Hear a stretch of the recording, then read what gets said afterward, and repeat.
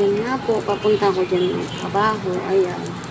Palabas na ako dyan sa may amin. Yan nga, habang naglalakad. Ayan, habang naglalakad, nag-video po ako. Ayan. May nakita po ako nakatayo. Ayan, nagpapainit siya. Sabi exercise. Ayan siya.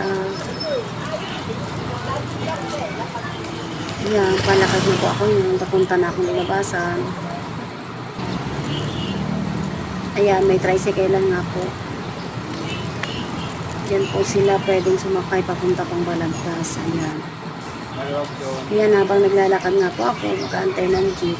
Naglalakad-lakad po ako dyan. Ayan po.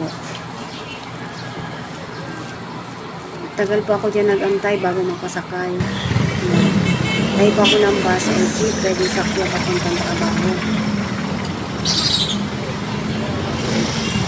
Ayan, antay-antay. Ayan, nakasakay na nga po ako dyan ng bus. Ayan po. Ayan, nakababa na ako. Hindi ko na po binidyoan. Ayan, balakad-lakad po habang nabibidyo papuntang trabaho. Habang naglalakad po ako dyan, kinakita ko dyan babae. Nakahiga po.